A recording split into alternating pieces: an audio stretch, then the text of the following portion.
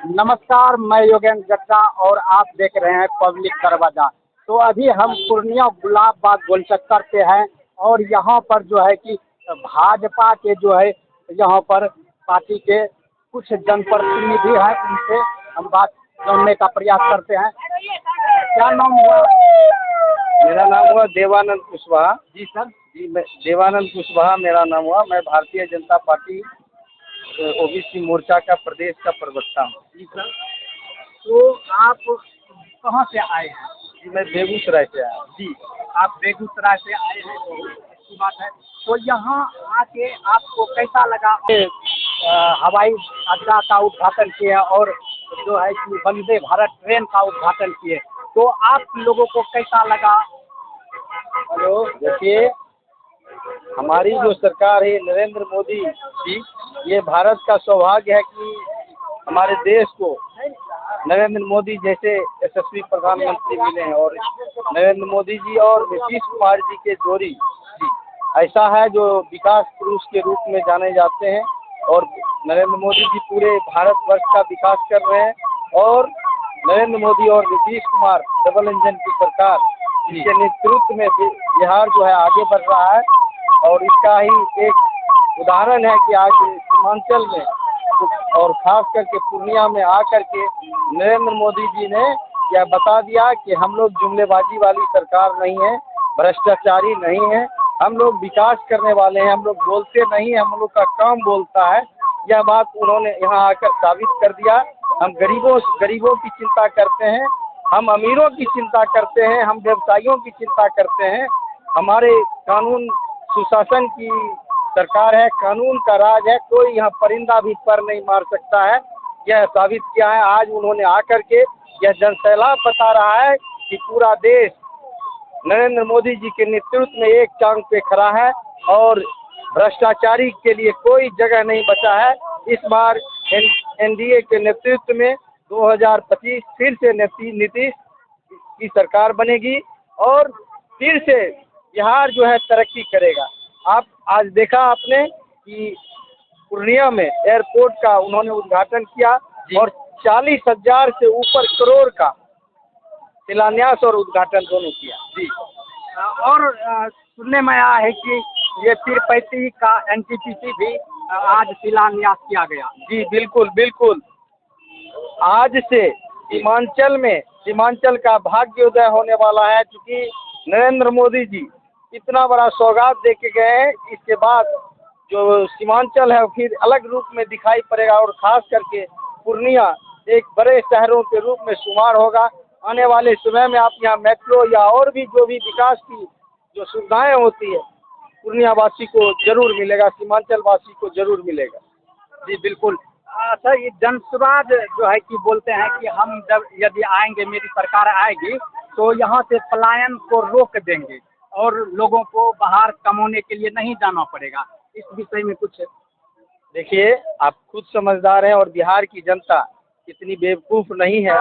केजरीवाल जी ने जैसे दिन में सपना दिखा करके लोगों को लूटा। पहले वो आईएएस बन के नौकरी किया, पहले तो पूरे खजाना को भर लिया और उसके बाद क्या हुआ वो जानते हैं। ये व्यवसायी आदमी हैं, ये क्या करते हैं, ये अपना रणनीति बेचते हैं और ये सोच रहे हैं। ये इन्होंने कहा कि मैं नीतीश कुमार को मुख्यमंत्री बना दिया, केजरीवाल को बना दिया, ममता बनर्जी को, मतलब मुख्यमंत्री बनाने का हमारे पास मशीन है, ठेका लेते हैं। तो इनसे पूछना चाहिए कि जिस समय ये हाफ पैंट में घूमते होंगे उस समय नीतीश कुमार रोड पर संघर्ष कर रहे थे और उसी संघर्ष के बदौलत बिहार की जनता ने, जब उन्होंने मुंगेर का पुल और हमारे आदरणीय पूर्व के प्रधानमंत्री अटल बिहारी वाजपेयी के नेतृत्व में बिहार का जो विकास हुआ उस पर भरोसा किया नीतीश कुमार पर, और उन्होंने आज जो बिहार की जनता ने उन पर भरोसा किया और मुख्यमंत्री बने। ये कहते हैं, जो मैं 2005 में पूछिएगा उनसे, जब नीतीश कुमार मुख्यमंत्री बने थे तो कहाँ थे आप प्रशांत जी? क्या आपके ही मॉडल से मुख्यमंत्री बने थे? 2010 में आपके ही मॉडल से मुख्यमंत्री बने थे। थाली पीटने से मुख्यमंत्री बनता उनका तो कहना यही है कि हम ही 12 मुख्यमंत्री बना दिए। वो खुद बन लेंगे ना, काहे नहीं। इस बार देख लीजिएगा, उनका सुपारा साफ हो जाएगा। और वो कमाने आए हैं, बिहार की जनता को ठगने आए हैं। बिहार की जनता सब जानती है। उनसे पूछना चाहिए कि कहाँ से वो पैसा लाएंगे और पलायन रोक देंगे। हमारी सरकार रोक सकती है पलायन, उसके लिए उन्होंने रोड मैप तैयार किया। आपको बता देना चाहती हैं, अभी जो उद्योग का जाल बिछाया जा रहा है, हर जिला में 500 एकड़ 600 एकड़ जमीन को एक्वायर करके हमारे जो युवक हैं, सब आदमी को नौकरी तो संभव नहीं है, उनके लिए रोजगार के अवसर के लिए और इंडस्ट्रियलाइजेशन किया जाएगा। और बिहार आगे बढ़ चुका है, इसको कोई पीछे नहीं कर सकता। और प्रशांत किशोर जैसे ठग को बिहार की जनता कान पकड़ के फिर अपना रोजगार पाती करने के लिए भेज देगी। प्रशांत किशोर कौन है भाई? कौन है? कहीं तो दिख नहीं रहा मुझे। एक नई पार्टी है। कहाँ है? कोई पार्टी नहीं है ही नहीं। कहाँ दिख रहा है आपको? आपको दिख रहा है? कहीं देखिए तो, घुमा के देखिए तो, कहीं दिख रहा है? कहीं दिख रहा है? दिखाइए कैमरामैन, दिखाइए तो, कहीं दिख रहा है? कहीं है? NDA, NDA, only for NDA. अच्छा सर, एक पूरे बिहार में एनडीए। और जो है ये राहुल गांधी जी कहते हैं कि वोट चोरी करके जो है कि ये अपना सरकार बनाती है एनडीए या फिर नरेंद्र मोदी जी। उनको पूछना चाहिए अपनी माता जी से, अपनी दादी जी से, और अपने पिताजी से, और अपने नाना जी से। जो जिस समय इमरजेंसी जो लगा था, किसके खिलाफ लगा था इमरजेंसी? किसके लिए? किसके लिए लगा था? लोकनायक जयप्रकाश नारायण जी के नेतृत्व में इसी संविधान को कुचलने का काम किया था इन्होंने।